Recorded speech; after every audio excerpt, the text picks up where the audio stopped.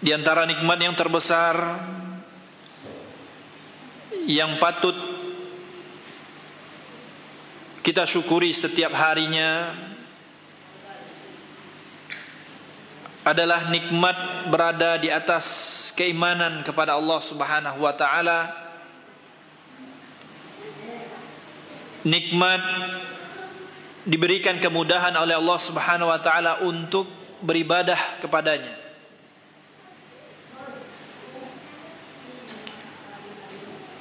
Salawat serta salam tak lupa pula kita haturkan kepada junjungan kita, Nabi kita yang mulia, Nabi Muhammad sallallahu alaihi wasallam, dan juga kepada keluarga beliau, istri-istri beliau, putra-putri beliau, sahabat-sahabat beliau yang mulia, serta orang-orang yang senantiasa berpegang teguh dengan petunjuknya sampai datangnya hari akhir. Kaum muslimin wal muslimat, bapak-bapak, ibu-ibu yang dimuliakan Allah Subhanahu wa taala, pada malam hari ini kita akan membahas sebuah tema tentang eksistensi martabat manusia. Kajian tafsir surat At-Tin. Pada malam hari ini insyaallah kita memurajaah. Kenapa anda katakan memurajaah? Karena bisa jadi sebelumnya para jemaah kaum muslimin dan muslimat sudah mendapatkan materi ini yang disampaikan oleh Ustadz kita, Ustadz Hafrianto hafizallahu ta'ala, pada kajian tafsir beliau. Tapi tidak ada salahnya kita mengulang, memurajaah ilmu yang sudah kita dapatkan dari beliau. Mudah-mudahan kita dapat mengambil faedah, dan mudah-mudahan juga Allah mudahkan kita untuk memahami firman Allah Subhanahu wa taala dan mengamalkan firman-Nya. Kaum muslimin wal muslimat, a'azzanallahu wa iyyakum jami'an. Allah Subhanahu wa taala berfirman di dalam surat At-Tin yang berbunyi wat-tini waz-zaitun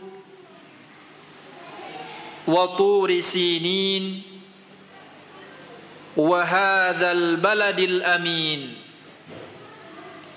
laqad khalaqnal insana fi ahsani taqwim thumma radadnahu asfala safilin illa alladhina amanu wa amilus salihat falahum ajrun ghairu mamnun fama yukadzibuka ba'du biddin alaysallahu biahkamil hakimin. Ayat yang terdiri dari 8 ayat. Mungkin kita semua sudah menghafal surat ini. Bahkan anak-anak kita yang kecil yang masih di jenjang TK mungkin sudah hafal. Dari surat ini ada beberapa hal yang mungkin bisa kita ambil faedahnya. Yang pertama, surat At-Tin adalah surat Makkiyah, surat yang Allah turunkan sebelum Nabi SAW hijrah ke kota Madinah. rata-rata juz amma atau juz 30, kebanyakan dari ayat-ayat atau surat di juz 30 itu disebut dengan ayat atau surat Makkiyah, karena diturunkan sebelum Nabi SAW hijrah ke kota Madinah. Dan kebanyakan ayat-ayat tersebut menjelaskan tentang tauhid.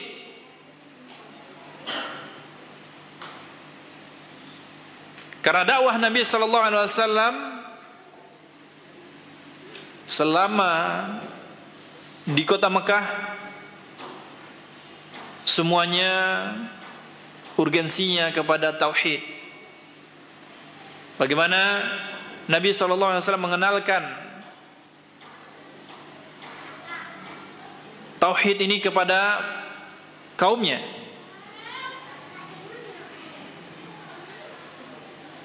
Maka kaum muslimin yang dimuliakan Allah Subhanahu wa taala,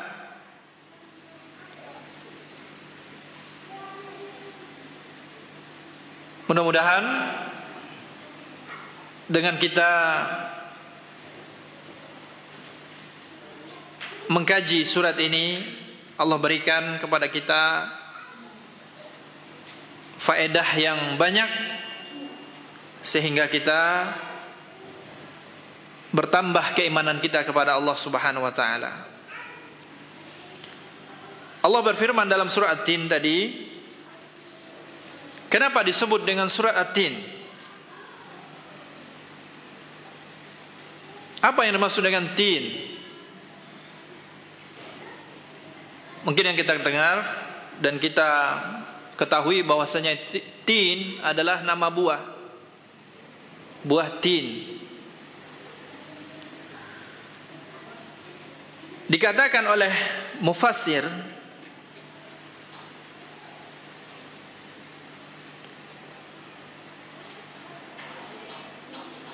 tin merupakan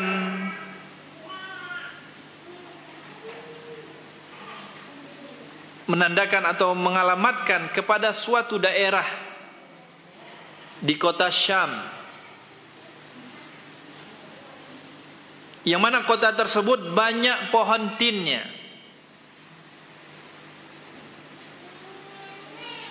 Maka para ulama menafsirkan bahwasannya daerah tersebut adalah Damaskus. Daerah yang dimaksud dengan banyaknya pohon tin adalah Damaskus atau Damashq dalam bahasa Arabnya. Dan tempat tersebut adalah tempat tinggalnya Nabi Nuh. Nabi Nuh alaihissalam tinggal di kota Damaskus. Dan sedangkan az-zaitun wat-tini waz-zaitun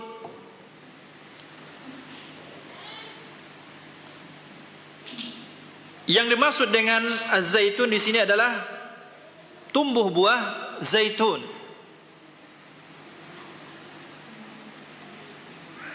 Kemudian para ulama menafsirkan bahwasanya daerah yang banyak tumbuh zaitunnya adalah Baitul Maqdis. Baitul Maqdis. Ada pula yang menafsirkan bahwasanya tin adalah Masjid Nabi Nuh alaihissalam yang berada di atas bukit Judi. Nama bukitnya Judi. Di situ ada tempat ibadah Nabi Nuh alaihissalam. Maka para ulama ada yang menafsirkan tin adalah masjidnya Nabi Nuh alaihissalam yang berada di atas bukit Judi.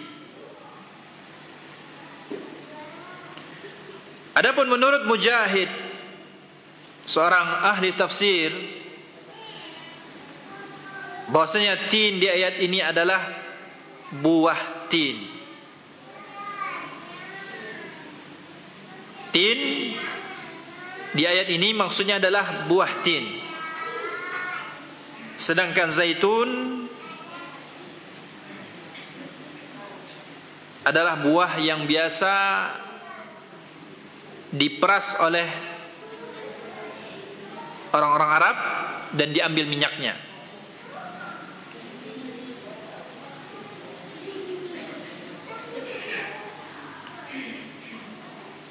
Maka kaum muslimin yang dimuliakan Allah Subhanahu wa taala, dari beberapa tafsir tadi, maka para ulama banyak menafsirkan bahwasanya tin yang dimaksud adalah memang buah tin, dan zaitun yang dimaksud adalah memang buah zaitun. Allah Subhanahu wa taala boleh bersumpah dengan makhluknya.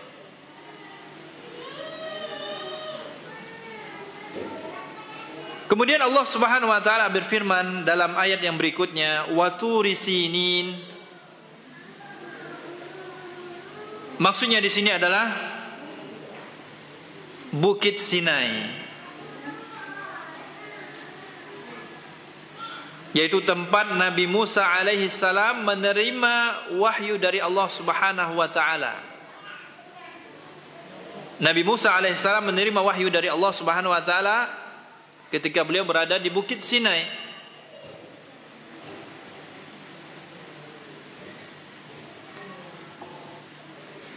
Kemudian ayat selanjutnya Allah katakan wa hadzal baladil amin, dan demi kota atau negeri yang aman.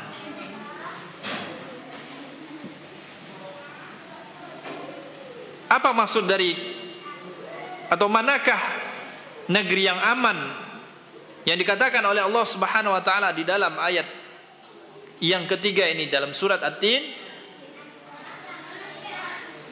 Para ulama menjelaskan adalah maksudnya kota Mekah. Kota Mekah.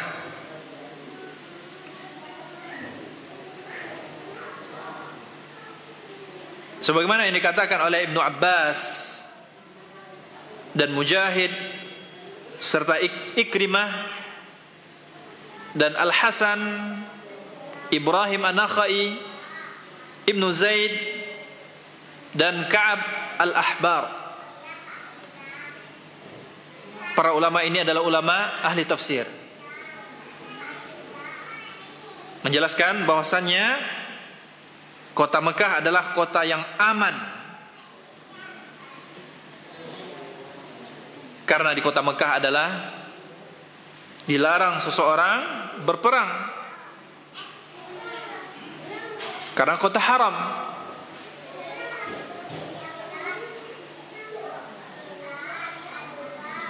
Oleh karena itu, siapa saja yang mendatanginya maka dia akan berada dalam keamanan.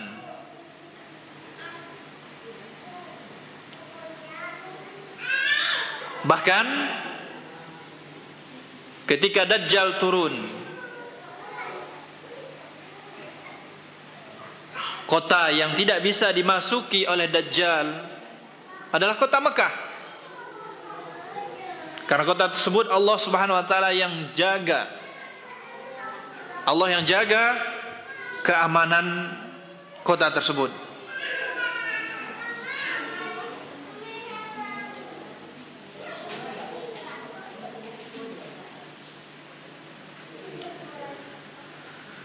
Kaum muslimin wa muslimat, a'azzanallahu wa iyyakum jami'an.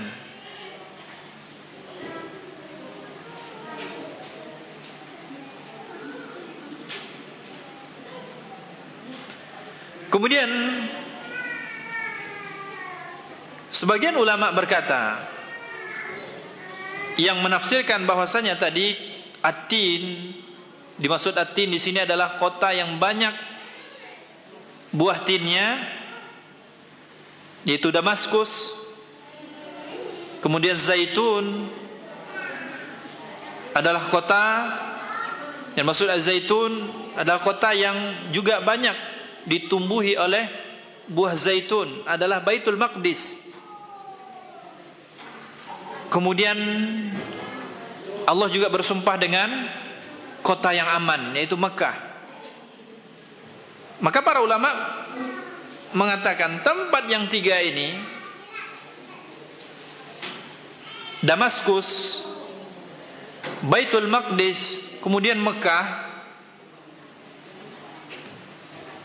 di kota ini, di tiga kota ini, masing-masingnya Allah mengutus seorang nabi dan rasul yang termasuk ulul azmi, para pemilik syariat besar.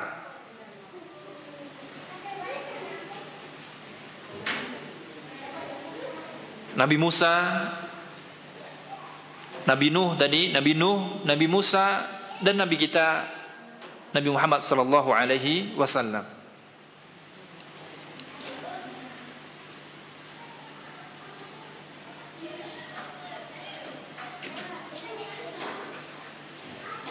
Kaum muslimin yang dimuliakan Allah Subhanahu wa taala,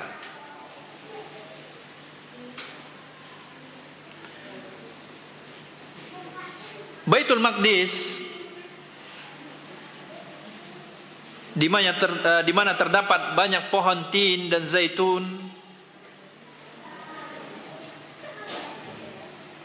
yang mana di sanalah Allah Subhanahu wa taala mengutus Nabi Isa alaihi salam. Di Bukit Sinai Allah Subhanahu wa taala berbicara langsung dengan Nabi Musa alaihi salam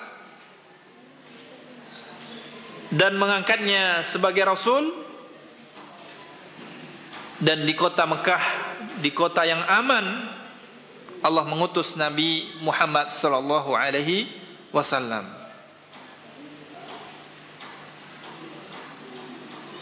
Maka dengan demikian Allah Subhanahu wa taala bersumpah dengan tempat-tempat yang mulia ini. Dari tempat yang mulia ini lalu ke tempat yang lebih mulia daripada sebelumnya, kemudian tempat yang lebih mulia daripada keduanya. Damaskus, Baitul Maqdis, kemudian Mekah. Ini adalah tempat-tempat yang mulia, yang mana Allah Subhanahu wa taala menurunkan para rasul ulul azmi, pembawa syariat besar. Bapak Ibu yang dimuliakan Allah Subhanahu wa taala, kemudian Allah berfirman tentang penciptaan manusia. Allah mengatakan, laqad khalaqnal insana fi ahsani taqwim. Sungguh kami telah menciptakan manusia dengan sebaik-baiknya.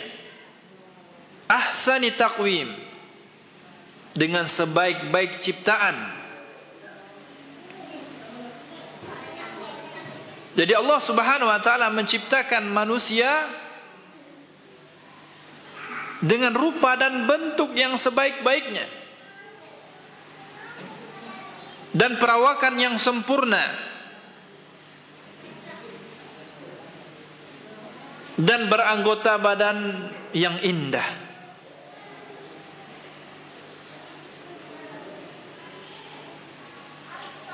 Kemudian Allah Subhanahu wa taala berfirman pada ayat yang berikutnya,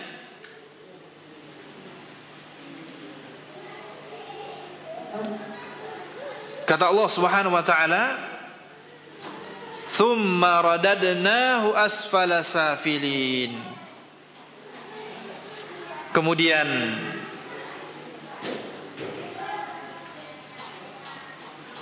kami kembalikan dia ke tempat yang serendah-rendahnya. Apa maksudnya? Tempat yang serendah-rendahnya adalah neraka Allah Subhanahu wa taala. Sebagaimana yang dikatakan oleh Al-Imam Mujahid dan Abu Aliyah, Al-Hasan Ibn Zaid dan yang lainnya.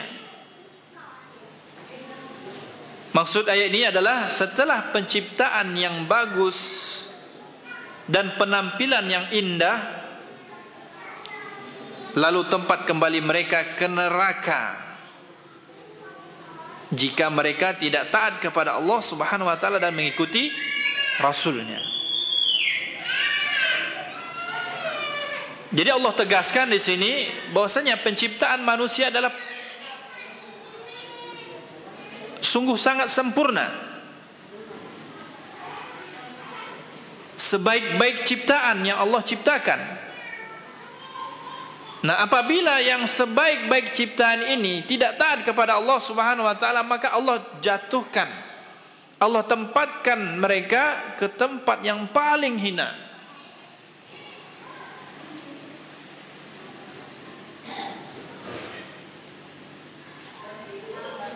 Kaum muslimin yang dimuliakan Allah Subhanahu wa taala,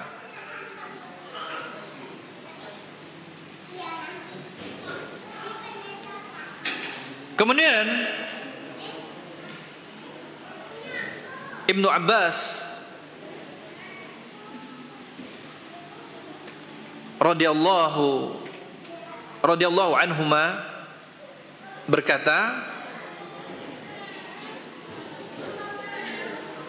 maksud dari kemudian kami kembalikan dia ke tempat yang serendah-rendahnya, yaitu neraka, adalah dia mengembalikan mereka kepada usia yang paling buruk. Ini tafsir Ibnu Abbas.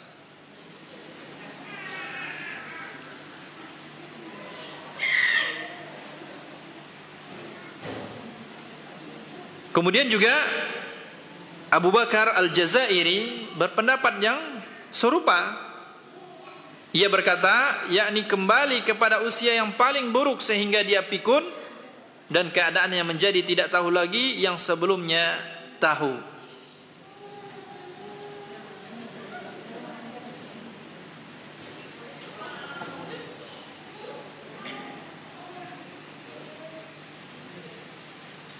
Namun para ulama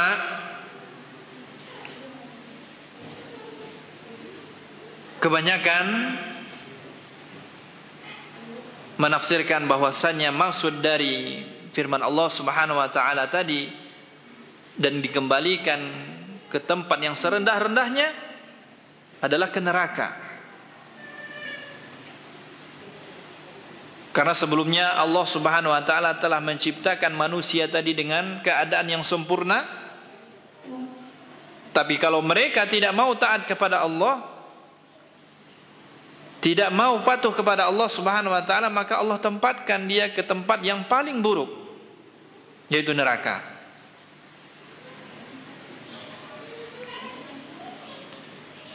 Kaum muslimin wal muslimat a'azzanallahu wa iyyakum jami'an.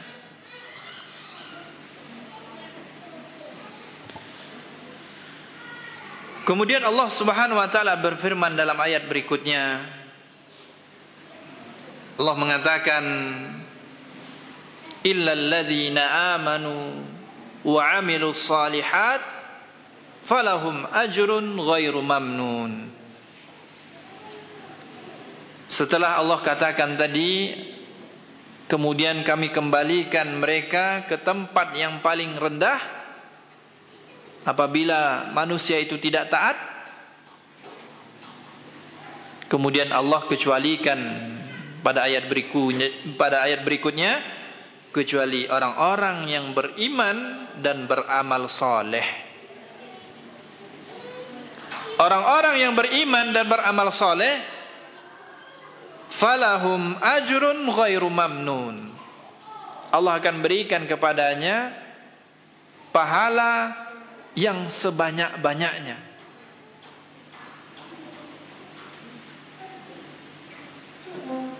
Yang tidak ada putus-putusnya. Dan ini janji Allah Subhanahu wa taala.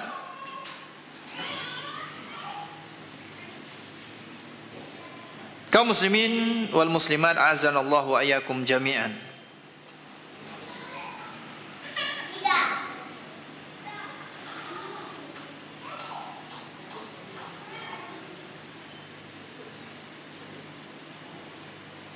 Kemudian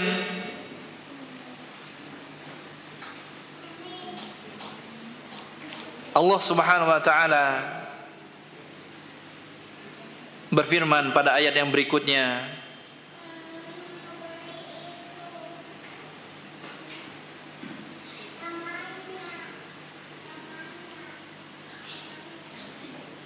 "Fama yukadzibuka ba'du bid-din."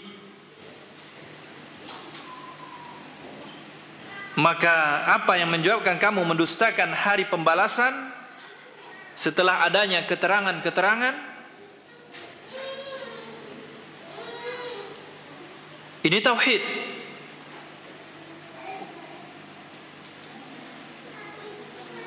Dan rata-rata surat-surat di dalam juz amma semuanya mengandung tauhid kepada Allah Subhanahu wa taala. Bahkan di awal juz amma, juz 30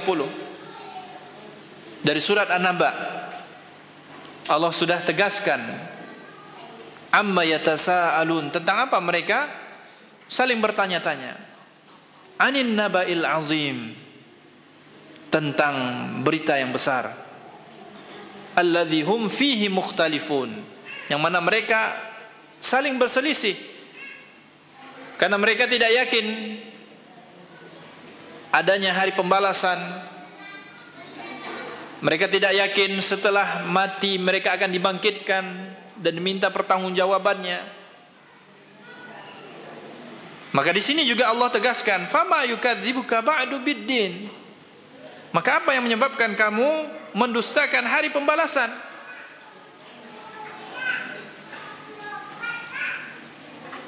Di sini Allah Subhanahu wa taala mencoba memberitahu umatnya bahwasanya hari pembalasan itu ada. Setiap perbuatan amal kita akan dipertanggungjawabkan. Karena apabila seseorang tidak yakin dengan hari pembalasan, hari di mana dia akan dihisab, dimintai pertanggungjawaban, maka seseorang itu akan melakukan apa yang dia lakukan itu semaunya. Karena dia berpikir apa yang dia kerjakan dia tidak akan dibalas. Dan orang yang mentauhidkan Allah Subhanahu wa taala, orang yang yakin dia akan dihisab, dia akan dimintai pertanggungjawaban di akhirat nanti, dia akan hati-hati baik dalam berucap maupun berbuat. Kaum muslimin yang dimuliakan Allah Subhanahu wa taala,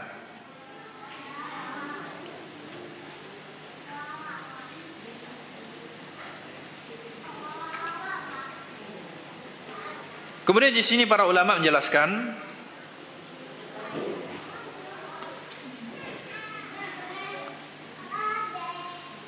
fama yukadzibuka, ada kata ka di sini. Allah Subhanahu wa taala menggunakan domir anta, kata ganti kamu.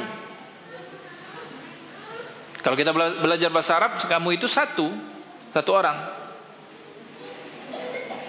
Tapi di sini maksudnya adalah kamu di sini adalah anak cucu Adam. Berarti semua kita keturunan Nabi Adam alaihissalam. Allah pertanyakan tentang keimanan kita kepada hari pembalasan.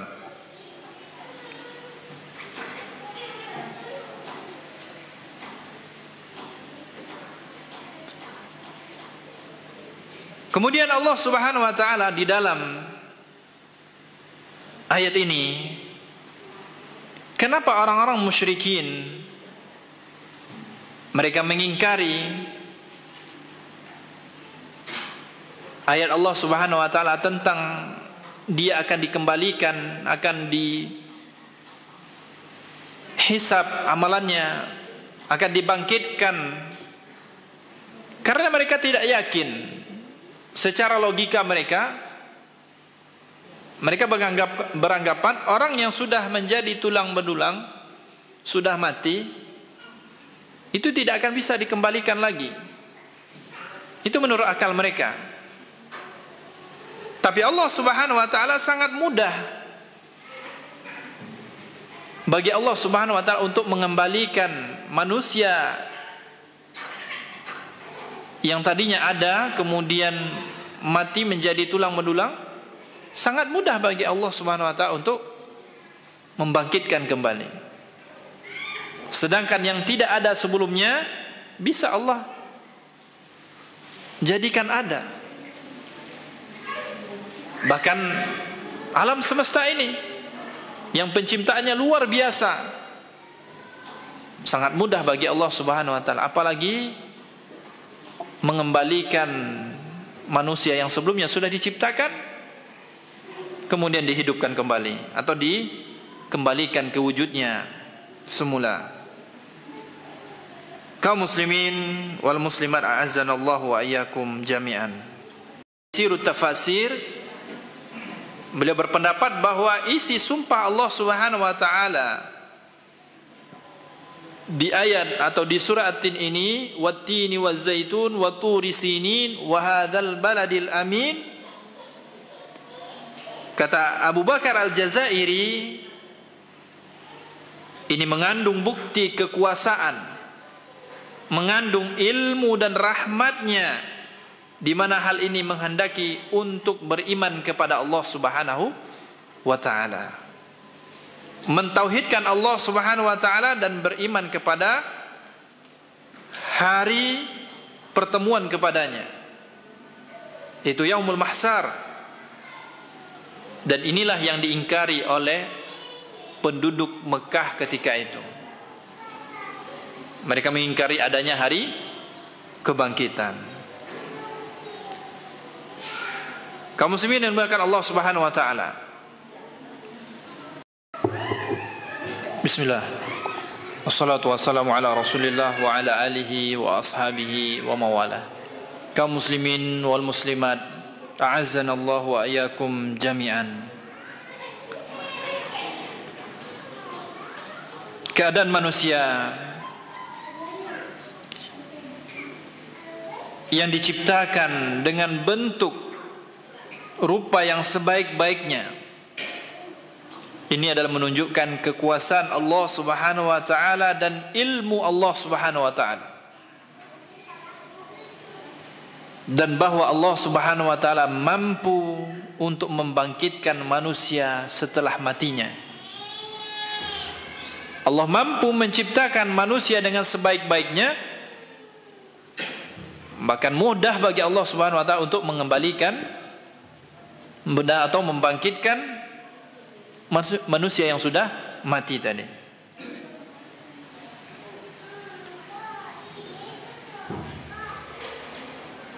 Dan hal ini juga menghendaki manusia untuk mensyukuri nikmat Allah Subhanahu wa taala yang besar ini.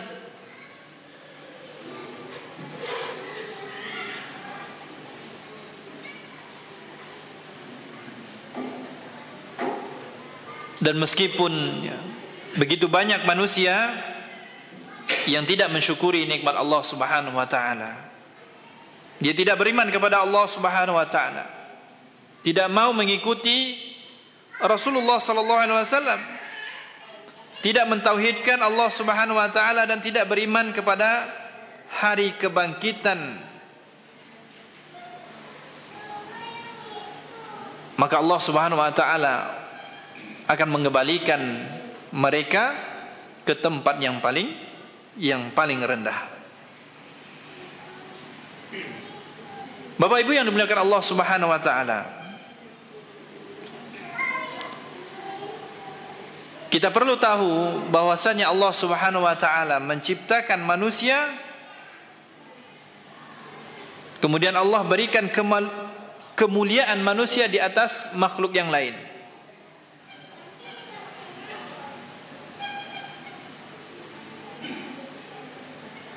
Ayat yang berikutnya Allah Subhanahu wa taala di dalam surat Al-Isra, di samping tadi Allah Subhanahu wa taala menciptakan manusia dengan rupa yang sangat baik, kemudian apalagi tandanya Allah memuliakan manusia.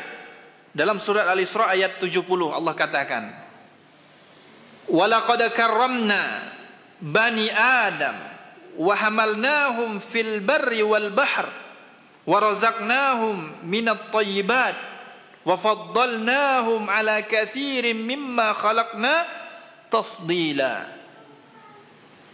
Kata Allah Subhanahu wa taala, dan sungguhnya telah kami muliakan anak cucu Adam, kami angkut mereka dari daratan dan lautan, kami beri mereka rezeki dari yang baik-baik, dan kami lebihkan mereka dengan kelebihan yang sempurna atas kebanyakan makhluk yang telah kami ciptakan. Ini tandanya Allah Subhanahu wa taala memuliakan manusia. Kemudian juga bayangkan Allah Subhanahu wa taala memberikan semua yang ada di bumi ini untuk manusia. Baik hewan, tumbuh-tumbuhan, buah-buahan, semua Allah berikan untuk manusia. Allah berfirman, "Huwallazi khalaqakum ma fil ardi jami'a." Dialah Allah Subhanahu wa taala yang menjadikan segala yang ada di bumi ini untukmu, untuk manusia. Memang Allah siapkan bumi ini untuk manusia, untuk memenuhi kebutuhannya.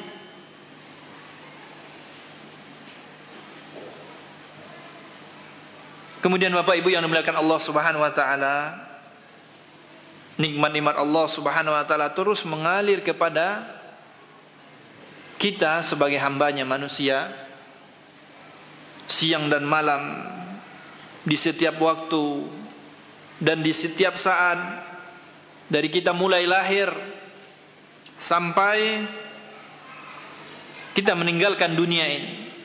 Allah muliakan kita. Nah, kalau seandainya kita menghitung nikmat Allah Subhanahu wa taala yang sudah Allah berikan kepada kita, tentunya kita tidak akan mampu.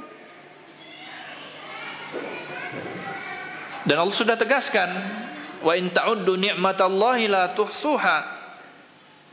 Innal insana la zalumun kafar." Apabila engkau menghitung nikmat Allah Subhanahu wa taala, sungguhnya engkau tidak akan mampu. Dan sesungguhnya manusia, kebanyakan dari manusia itu adalah zalim dan mengingkari kufur.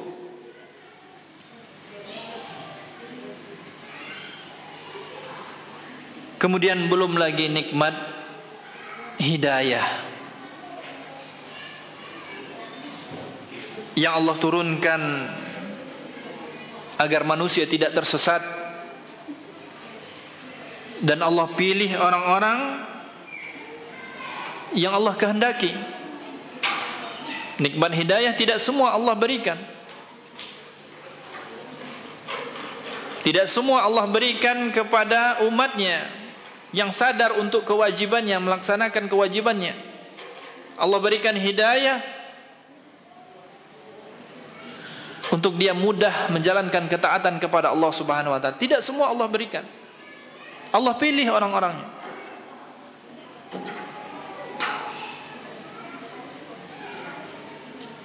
Kemudian bahkan saat kita meninggal dunia juga Allah memuliakan, sebagaimana firman Allah Subhanahu wa taala, summa amatahu fa aqbarahu.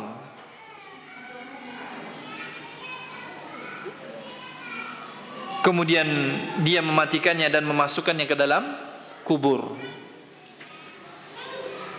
Lihat makhluk lain, ada yang ketika mati dia dibiarkan saja, tidak dikubur, dibiarkan menjadi bangkai. Tapi manusia Allah muliakan,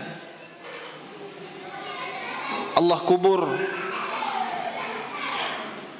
Kemudian dalam penyelenggaraannya didoakan, dimandikan. Begitulah Allah Subhanahu wa taala memuliakan manusia. Naum kaum muslimin yang dimuliakan Allah Subhanahu wa taala, sangat disayangkan sekali banyak manusia yang tidak bersyukur kepada Allah Subhanahu wa taala atas nikmat-nikmat yang begitu banyak yang Allah berikan kepada kita. Dan banyak dari umat manusia yang meninggalkan perintah-perintah Allah Subhanahu wa taala dan larangannya malah dikerjakan. Maka termasuk keadilan bagi Allah Subhanahu wa taala jika kemudian Allah kembalikan manusia yang tidak bersyukur tadi setelah Allah muliakan dari penciptaannya. Kemudian semua yang di bumi ini Allah persiapkan untuk mereka manusia. Kemudian matinya juga Allah muliakan. Tapi mereka tidak mau mengikuti perintah Allah, taat kepada Allah Subhanahu wa taala, maka adil bagi Allah Subhanahu wa taala mengembalikan mereka kepada tempat yang paling hina, paling rendah, yaitu neraka Allah Subhanahu wa taala. Maka sangat-sangat adil Allah Subhanahu wa taala. Kaum muslimin yang dimuliakan Allah Subhanahu wa taala,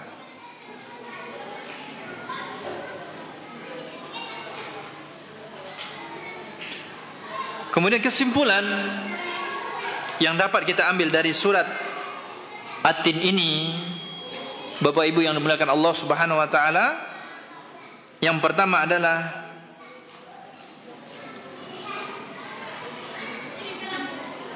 buah tin dan buah zaitun termasuk buah yang banyak manfaatnya bagi kesehatan tubuh kita.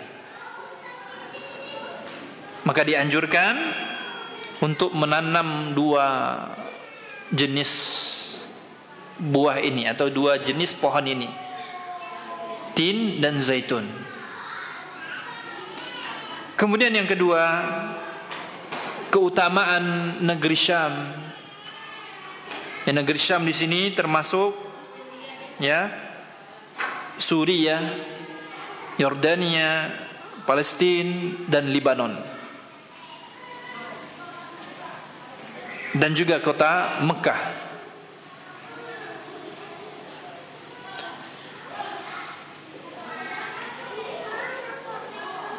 Kenapa kota tersebut memiliki keutamaan? Tadi karena banyak para rasul dan anbiya, para nabi diturunkan di negeri tersebut. Akan tetapi negeri atau satu daerah itu tidak mensucikan seseorang. Innal ardola tuqaddas. Negeri atau suatu daerah itu tidak mensucikan seseorang. Kemudian yang ketiga, karunia Allah Subhanahu wa taala kepada manusia dengan menjadikannya dalam bentuk dan rupa yang sebaik-baiknya.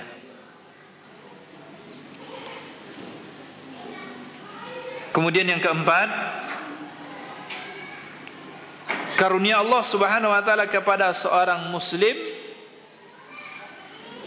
yaitu ketika dia memanjangkan atau diberikan usia yang panjang,